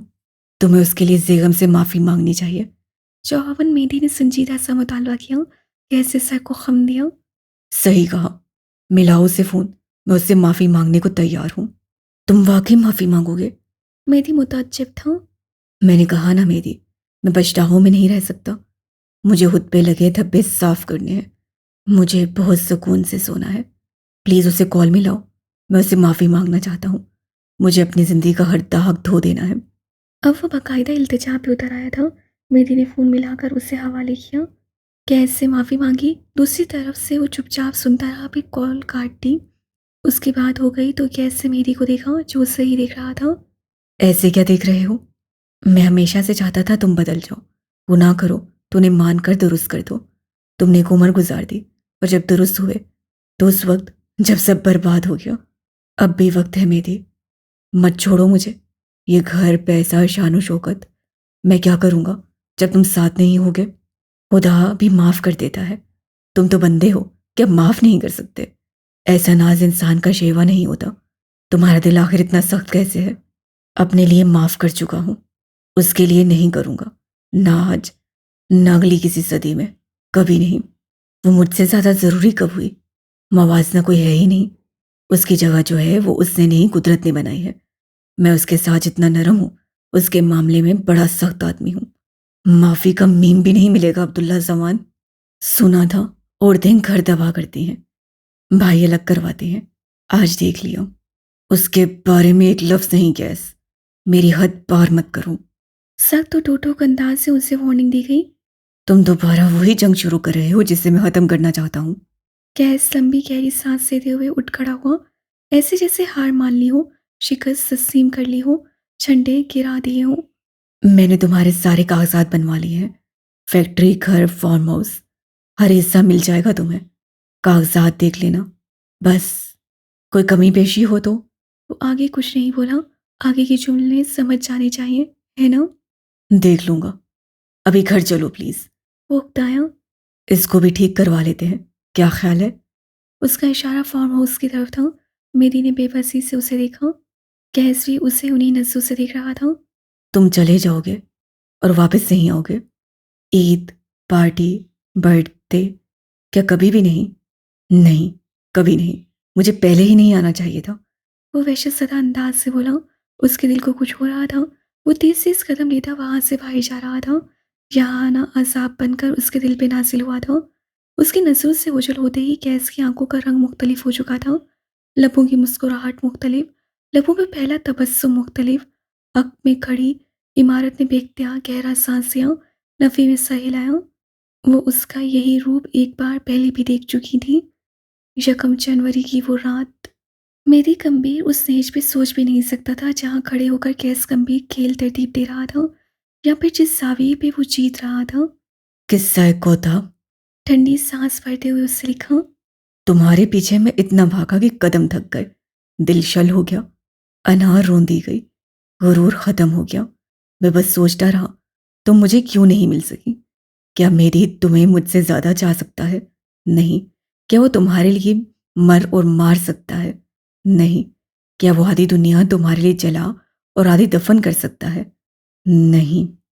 कोई शख्स अगर तुम्हारे लिए मर सकता है और मार सकता है तो वो मैं हूं। कोई अगर तुमसे हर हद के पार, हर जुनून से भरकर मोहब्बत कर सकता है तो वो मैं हूं। फिर ऐसा क्या था जो तुम्हारे और मेरे दरमियान आ गया? मैं उसका सिरा पा चुका हूं। स्टॉकर। अपने अक्स से आती उस आवाज़ से वो पूरी तरह टटकी थी। वो फार्म हाउस के अगबी हिस्से में आई थी। उसे शायद कोई ज़रूरी कॉल करनी थी, और उस वक्त गैस उसके ऐनक में खड़ा उससे पुकार रहा था। ठटकने की वजह वो लहजा था। उससे ऐसे पुकारा था जैसे बरसों बाद पुकारा हो, जैसे बस उसे ही तो पुकारा हो। क्या मैं तुमसे थोड़ी देर बात कर सकता हूँ? मेरी अदाकारी, अखलास हुई, सब जो वो कुछ अरसे से दिखा रहा था। जीने की निगाहों में तपिश उतरी। कम अज़ कम मेरे सामने तुम्हें इन ड्रामों की ज़रूरत नहीं है अब्दुल्ला। हकीकत दिखाओ अपनी। और कमबख्त का सब हँसियाँ। कर्वज़दा, यासियत भरी मुस्कुराहट नहीं, ये शनाज़-सा मुस्कुराहट थी। बिल्कुल वही, जब अपने इरादों में कामयाब होता था। बिल्कुल वही, जब-जब उसे दिली सुकून मिलता था और खेल उसके हक में जाता था। बिल्कुल वही, जब वो मुकाबिल को चित करने के सारा सामान साथ लाता था। "तुम मुझे पहचान गई, है ना?" उससे करीब खड़े होकर बाजू सीने पे बाँधकर तफसील से उसे देखा। वो हमेशा की तरह खूबसूरत लगी। "तुम्हें लगता है तुम मेरे साथ अदाकारी कर सकते हो?" "कर तो सकता हूँ, करता नहीं।" "क्योंकि मैं तुम्हारा असल चेहरा जानती हूँ।" "क्योंकि मैं तुम्हारे लिए कोरा हूँ और ये मैंने चुना है, वरना तुम इतनी ज़हीन नहीं कि मेरी चालें समझ लो।" "मेरे पास इतना वक़्त नहीं है कि मैं उसे तुम पे ज़ाया करूँ।" "मुझ पे गौर करने में लगाती ये वक़्त, तुम्हें लगता है मैं तुम्हें मायूस करता हूँ?" "मुझे अब तुम्हारे बारे में कुछ नहीं लगता कैस, और तुम इस बात को समझते ही नहीं।" "मैं तो समझ गया। देखो, मैं तुमसे मूव ऑन कर गया हूँ।" उससे अपने हाथ उठा लिए। "अपनी ज़िद से नहीं किया?" "कर दूँ तो हार ना जाऊँ?" "हर खेल हार-जीत का नहीं होता।" "मेरे लिए होता है।" "तुम इस खेल में मेरे को इस्तेमाल करना बंद करो।" "अब वो वैसे भी मेरे किसी काम का नहीं। बस कुछ वक़्त और, फिर तुम उसे रख सकती हो।" ज़ीनी अजनबी से उसे देखती रही। कुछ अलार्मिंग सा ज़हन में बज रहा था। आस-पास अलर्ट सी सूरत-ए-हाल पैदा हो रही थी और कैस गंभीर उसके सामने खड़ा मुस्कुरा रहा था। वो उसका मुँह नोच लेना चाहती थी। "अच्छा, एक बात बताओ, तुमने मुझे कहा था, आ जाओ अब्दुल्ला, अगर मैं तब आ जाता तो?" वो सीने की तरफ देख रहा था। उसकी आवाज़ सी ऊब करारी वो बस चंद लम्हों के लिए महसूस कर सका था। "फिर सब ठीक होता ना? तुम मेरे साथ होती, वो मर्द जो ख़ानदान का सबसे मज़बूत मर्द है, और तुम वो औरत होती जिसकी किस्मत पर लोग रक्श करते। तुम अब्दुल्ला ज़मान की होती, मैं तुम्हें खुश रखता। कैसम हम दोनों का होता।" "खुदा के लिए चुप कर जाओ कैस।" ज़ीने ने मदहोश होकर उसे टोका और जाने को मुड़ी। कैस उसका बाजू थाम कर उसे रोका। "थोड़ी देर प्लीज़।" उसका हाथ जिस तेज़ी से पकड़ा था उसी तेज़ी के साथ छोड़ भी दिया, मगर वो नामहसूस अंदाज से आगे आकर सीने के आगे ठहर भी गया था, यूं जैसे सीने की राहें मसदूद हो गई हूँ। "अगर उस रोज़ मैं आ जाता तो सब ठीक हो जाता यार। मैं अगर एक नॉर्मल आदमी होता तो आ जाता, लेकिन मुझसे गलती हो गई। मैंने वो खो दिया जो सिर्फ मेरा था। अब इन बातों का कोई मकसद नहीं है कैस?" "बिल्कुल सही कहा। अब इस सब का फ़ायदा नहीं। मैं जो कर रहा हूँ, शायद एक वक्त बाद उसका भी कोई फ़ायदा न रहे, लेकिन अगर मुझे एक लम्हा, एक महीना, एक लम्हे के लिए भी जीत मिली तो मेरा मकसद पूरा हो जाएगा।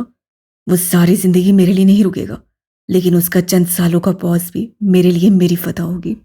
मैंने तुम्हें खो दिया, अब तुम्हारी बारी। कुछ तो तुम्हें भी खोना पड़ेगा। तुम्हारे जो भी इरादे हैं वो कामयाब नहीं होंगे। मैं अभी और इसी वक्त उसे यहाँ से लेकर जा रही हूँ।" सीने फनकारी, लेकिन गले में कुछ अटक सा गया था। रोब, तनतना, गुरूर, लहजा कुछ भी वैसा नहीं था। वो उस पे नफ़रत भरी निगाह डालकर आगे बढ़ना चाहती थी, जब कैसे बेहद आज़ुर्दगी से उसे पुकारा। "थोड़ी देर के लिए झगड़ा बंद कर सकती हो? मैं सिर्फ तुम्हें देखना चाहता हूँ।" वो ठहर गई, मगर मुड़ी नहीं। दिल खौफ से सिकुड़ कर फैला था। उससे पैरों से ज़मीन निकलती महसूस हो रही थी। "बगैर कुछ कहे, बगैर किसी नफ़रत के, क्या सिर्फ थोड़ी देर यहाँ खड़ी रह सकती हो? मेरे सामने, बस थोड़ी देर?" उसके सामने आकर रुका, हाथ जेबों में डाले सादगी से उसे देखने लगा। आसपास म्यूजिक का हल्का सा शोर था, रोशनियां उन पे पड़ रही थी। वक्त कुछ लम्हों के लिए थम गया। सीनी अपनी जगह से हिल भी नहीं पा रही थी, ऐसे जैसे कैसे उससे गिर्द कोई जादुई हसार बांध दिया हो। जैसे वो आगे बढ़ी तो अलर्ट सी सूरत हाल में आसमान से कहीं बिजली गिर पड़ेगी, कहीं से पत्थरों की बारिश होने लग जाएगी, कहीं से आग बरसने लगेगी और सब तबाह हो जाएगा। "तुम मेरा बहुत नुकसान कर चुके हो अब्दुल्ला, अब और मत करना।" "क्या एक बार फिर मेरा नाम ले सकती हो?" वो उसकी इल्तिजा के बदले इल्तिजा कर रहा था। सीने की आंखें नम हुई, दिल छकड़ा गया। वो कुछ कर रहा था, बाखुदा वो कुछ कर रहा था। उसका दिल अब्दुल्ला की तरफ के खदशे बता देता था। "तुम उसे मारने वाले हो?" "न उसे, न तुम्हें। मैं कुछ और मार रहा हूँ। तुम वो सब छोड़ो ना, तुम मेरा नाम लो, मुझे अब्दुल्ला कहो।" रुके हुए आंसू बह निकले। दिल को जैसे किसी ने चीर कर दो हिस्से कर दिया। उसके आंसू आगे पल पल बहने लगे। "ये मत करो, प्लीज़ मत करो। तुम कहीं दूर चले जाओ, तुम शादी कर लो, सब ठीक हो जाएगा। तुम्हारी ज़िंदगी दुरुस्त हो जाएगी। प्लीज़, प्लीज़ जो तुम कर रहे हो वो मत करो।" "मैं क्या कर रहा हूँ? मैं तो बस तुम्हें देख रहा हूँ। तुम कह दो नहीं देखता। मैं तुमसे ख्वाहिश कर रहा हूँ। तुम कह दो नहीं करता।" वो उसके लिए दुनिया तर्क कर देने को तैयार था। वो बुलंद आवाज़ से बच्चों की तरह रोने लगी। चेहरा हाथों में छुपाए वो रो रही थी। उसे यकीन हो चुका था, वो उससे रुलाएगा, बहुत रुलाएगा। उससे पहले भी रुलाया था और अब भी रुलाएगा। पैरों से ज़मीन और सर से आसमान उससे पहले भी खींचा था, वो अब भी खींच लेगा। उससे कदमों से जान निकल गई। वो 2 सानों उस घास पे बैठ गई। तुम इस तरह रोकर मुझे तकलीफ दे रही हो। उससे जेब थपथपाई, सीने वाली जेब से एक टिश्यू निकाला और घुटनों के बल झुककर टिश्यू से थमाया। तुम किसी आम इंसान की मोहब्बत नहीं हो, मैं संगी हूं। तुम्हें क्यों लगा था मैं इतनी आसानी से पीछे हट जाऊंगा? तुम किसी और को देखोगी और मैं माफ कर दूंगा। प्लीज, प्लीज, वो तुम्हारा भाई है, प्लीज ये मत करो। वो अब भी उसी तरह रो रही थी। और जो तुमने किया, मैंने उस रोज तुम्हें इसलिए नहीं छोड़ा कि तुम मुझे झिड़क रही थी। मैंने छोड़ा क्योंकि तुम वो औरत नहीं रही जो गैस गंभीर को डिजर्व करती हो। तुम मैली हो गई हो। मैं आला शजरा रखने वाला अजीम हस्ब नस्ब वाला इंसान, और तुम वो औरत जो एक फरंगन के बेटे की बीवी रह चुकी। मैं सारी जिंदगी तुम पे शक करता, तुम्हें उस नज़र से नहीं देख पाता जो मेरा दिल चाहता है। तुमने सब बर्बाद किया और जो रह गया वो मैं बर्बाद करूंगा। कैसे उसके चेहरे से उसके हाथ हटाए, सीने ने बेदर्दी से उसका हाथ झटका, ग्रह से अपना हाथ मसला। तुम्हारा ये रवैया है और तुम अब भी कहती हो मैं ये ना करूं। वो नरमी से पूछ रहा था, अगर वो ऐसा है था, अगर वो ना करता कोई गलत काम, तो आज कहानी मुख्तलिफ होती। कैसे टिश्यू से घुटने पे रखा हमेशा की तरह, फिर उन्हें नर्म निगाहों से उसे देखा। तुम्हारा रोना मेरे हौसले पस्त करता है और इस वक्त मुझे बहुत हौसला चाहिए। एक बार मेरा नाम लो, मुझे देख लो प्लीज। जीनिया ने आंखें रगड़कर साफ की। मेकअप खराब हुआ था। उसके नाखूनों पे लगे सुर्ख धब्बों ने गैस को हमेशा की तरह अपनी तरफ मुतवज्जा किया। लेकिन अब की बार उससे उस हाथ को अपने हाथ में नहीं लिया। वो अब इस हाथ को, इस वजूद को मलकियत नहीं कर जानता था। अब उसके तमाम ताल्लुक अब्दुल्ला सामान से शुरू होकर अब्दुल्ला सामान पे ख़त्म होते थे। अब वो अपना था, सिर्फ अपना। तुम अपनी चालें चल के देख लो, मैं तुम्हें कामयाब नहीं होने दूंगी। मुझे नहीं पता तुम क्या कर रहे हो, क्या करोगे, लेकिन याद रखना, मैं तुम्हें कामयाब नहीं होने दूंगी। वो उठ खड़ी हुई, टिश्यू उठाकर फेंक दिया हमेशा की तरह। सुर्ख नाक रगड़ी, आंसू मगर रुके ही नहीं। तुम कभी कामयाब नहीं होगे। काश मैं तुम्हारी ये ख्वाहिश पूरी कर पाता। सालिबास वाले मर्द ने झुक कर टिश्यू उठाया और उसे अपनी मुट्ठी में कैद कर लिया। जरूरत थी, आज उसे उसकी जरूरत थी। सुर्ख लिबास वाली लड़की उसके सामने खड़ी थी। हवाएं उनके बदन से टकरा कर पलट रही थीं। आधा अंधेरा, आधी रोशनी, सुर्ख आंखें, भरे दिल पे ये मुलाकात किसी आखिरी मुलाकात जैसी थी। भारी, यासियत ज़दा, लंबी। अब वो तुम्हारी नहीं मेरी सुनेगा, मैं उसे ले जा रही हूँ। मजबूत मुस्तकीम लहजे में कहा और सिमत बदल ली। कैस के दिल को कुछ हुआ, वो भी मजीद उसे देखना चाहता था। सुख लिबास वाली लड़की उससे दूर अंधेरे से निकलकर रोशनी की तरफ जा रही थी और वो तनहा खड़ा बस ये सोच रहा था, क्या वो कभी वाकई इस लड़की से मूव ऑन कर सका था? कभी नहीं। दिल ने चेहरा बिगाड़ कर बताया। कई मनाजिर थे जो उसकी आंखों के आगे टूट टूट कर बिखर रहे थे। वो सैनिमा घर में बैठी थी। उसके चेहरे पे जख्म था। उसकी आंखें बहुत खूबसूरत थीं, मगर उसकी नाक की लौंग गैस का दिल वहीं कहीं रुक गया था। तुम मेरा वाहिद असासा थी। सरगोशी। वो गंभीर महल की लॉन में बैठी अपने जख्म साफ कर रही थी। बालकनी में खड़ा गैस मोबाइल कान से लगाए उसे तक रहा था। कैसम के दफ्तर में उसके हाथ कपकपा रहे थे। सीने में घुटन हो रही थी। उसके सामने उसका हाथ पकड़कर बैठी हुई थी। उसे सुन रही थी, तसल्ली दे रही थी। मैं सिर्फ एक गम लेकर जाऊंगा, सिर्फ तुम्हारा गम। वो दोनों साहिल समंदर पे थे। मौजें पलट पलट कर उसके पैरों को छू रही थी। वो हंस रहा था। गंभीर महल के लॉन में जहाँ बाकी दुनिया मस्खरेबाजी पे हंस रही थी, उस वक्त उस पल वो उसकी बातों पे हंस रहा था। Plus point. वो वाकई उसकी ज़िंदगी का प्लस पॉइंट थी। तुम्हें इस्लामाबाद बोरिंग नहीं लगता? वो मदम लहजे, वो वजूद, वो वक्त, वो आंखें, सब कैसे कहीं गायब हो गया। लेकिन तुम्हें माफ करके अपना गुनाहगार नहीं हो सकता। तुम मेरे लिए क्या हो ये नहीं बता सकता, लेकिन अब्दुल्ला जमान अपने लिए जुनून है। गवादर के साहिल पे वो उसे अपने करीब किए खड़ा था। वो घबराई दूर होने की कोशिश की, मगर कोई उसे देख चुका था। स्याह दीवारों के सामने वो दोनों एक दूसरे के आमने सामने खड़े थे। हैरी पॉटर की थीम वाला कैफे दिलचस्पी से उन्हें देख रहा था। तुम मेरी महफूज पनाहगाह हो। सरवर फार्म हाउस में चकाचौंध रोशनियों में स्याह सफ़ेद के दरमियान उस सुर्ख को देख रहा था जिससे उसका दिल जुड़ा था, मगर उसकी निगाहें गैर थीं। वो बालकनी में खड़े शख्स को देख रही थी। मंजर बदला, आग, गोलियां, मौत का खेल, और वो अपनी जगह की परवाह किए बगैर अंदर की तरफ भाग रही थी। वो लम्हा गैस को आज भी आग की तरह जलाता था। मैं जीनिया हाकिम को अपने भाई के कत्ल के इल्जाम में नामजद करता हूँ। इंतकाम, आग, जुनून, दीवानगी, सब वहीं था। वो उसे तब भी माफ़ नहीं कर सका था। वो उसे अब भी माफ़ नहीं कर सकता था।